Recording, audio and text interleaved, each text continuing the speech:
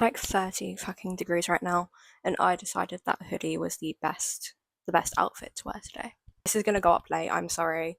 My upload schedule got very messed up. um, so I apologise for that already.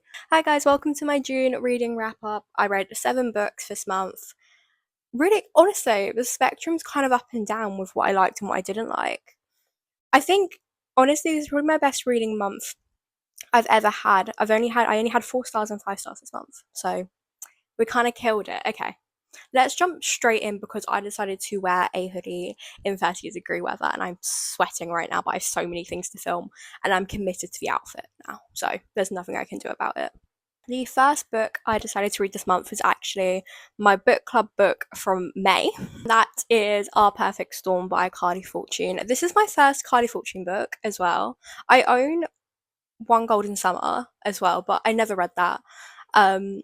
I also just found out it's the second book in a series, not the first, so I need to get the first one. I rated this 4 stars, and honestly, this book is the epitome of why I love romance. Like, this is what I want in a summer romance book, okay? I think I loved our characters. I love George as the love interest so much. I think our female main character, whose name is escaping me right now, main character Frankie, she annoyed me quite a bit. But also I think looking at her situation, she was just literally left the day before her wedding by her fiance, and she's just found out that her best friend, who kind of is being weird with her, likes her, and she has to go on her honeymoon, and like there's a lot going on, so I feel like she has the right to be annoying. I also like the amount of information. I know the whale thing annoyed a lot of people, but I was kind of here for it. But yeah, I really enjoyed this book. Okay, the next book I read was How to Kill Men and Get Away with It by Katie Brent, and Kitty Collins, the absolute icon you are. This I audiobooked this and it was so fun, and I think it kind of blends the satire of like there's just an idea that this girl is just walking around murdering people, like literally murdering people. Um, Also blending like real life issues and like what it's like to be a woman in the modern age and like the things we deal with and stuff like that. And that was really fun to read about, and it was just a really really fun book. Kitty Collins, an icon. I loved all the characters. They were all annoying, but in a rich funny way. Our male main character, like our love interest, I don't remember his name, but he was hilarious the entire time. So that was a really fun one. The next book I read is A Tempest of Tea by Hafsa Faizal. I don't know if I'm saying that correctly. I'm really sorry if I'm not. I'm bad with any name on planet Earth. This was a 4.25 for me, and it was a shock. I didn't think I would like it. This has been on my TBR for about 2 years now. I've been avoiding it. I don't know what about it was intimidating to me. It's quite short as well. It's only like 300 pages, which for a fantasy is really short. So we're in like, I think this is set in London, or like London adjacent. Like, I'm pretty sure it's not London, but it feels like London. And it's about like vampires. And I love vampires, so I didn't know why I thought I wouldn't like it. But this was one which was really fun, and the world building was really easy to understand. The ending of this book had me gagged, and I did not expect it. I didn't guess it. I feel like I predicted quite a few things. All of our characters were so well built and thought out, and I loved absolutely all of them. And yes, I will be reading the second book, so I need to know what happened after the end of this. Next book I read is Power Play by Chelsea Curto. Sorry, and it's the second book in the DC Star series, and I rate this a 4.5. And I think I just love this series overall. I think it's one of the best hockey romance series I've ever read in my entire life. And I think our characters in this one especially, I love them so much. I love the trope. We have Piper and Liam, and Piper's very much like bubbly pink. She just got out of a marriage that's like really very toxic. And then you have Liam, who is grumpy. We've got Grumpy Sunshine. He's really grumpy, doesn't believe in love. He's the grumpy older guy in the team, which that trope has my heart. And I think just their falling in love, it felt organic. It didn't feel rushed. They kind of get into a friends with benefits situation, which again I love and I'm here for.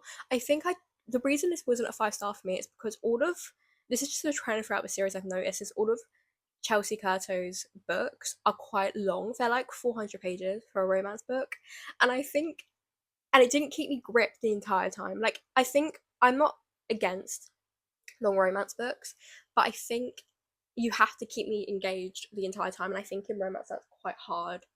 So yeah, that's the only reason it didn't get a 5 star from me. And also some part I just found really boring. Like, I think because it's a friends with benefits situation, so some of the scenes felt exactly the same the entire way through, and I wish we had a bit of mixing it up or just like different things about them. But I am happy we learned about the characters outside of hockey and like other things they like doing. And Liam's family is absolutely hilarious as well, and I love them. But yeah, I'm happy we saw outside of it, and also I'll call back to our characters from the first book, Emmy and Maverick, as well. I loved it so much. The next book I read is also 4.5 stars, and that is Crown of Midnight by Sarah J. Maas, and it's the second book in, or third book, depends where you read Assassin Blade, in the Throne of Glass series. And I think the ending of this book pushed it to a 4.5. I feel like it would have been a 4, like a barely a 4, because I feel like there were parts of this book I genuinely didn't really care about, and there wasn't enough Dorian for me. And Dorian is my favorite book boyfriend ever. That's a lie, he definitely isn't, but I love Dorian so much, and I feel like our boy was struggling in this book, and that was really hard for me to read. But the ending of this book had me so gagged that like it made up for everything. I'm still loving all our characters though. There's no character I'm disliking. There's one part in this book that literally had me in tears as well. I obviously can't say it because it's gonna be spoilers, but if you know, you know. There's one part in this book that genuinely had me in tears, and I actually cannot wait to read Air of Fire just to see where we go from here. But yeah, this was, I understand why people love Throne of Glass now. This one is going to be incredibly quick fire because I reread Funny Story.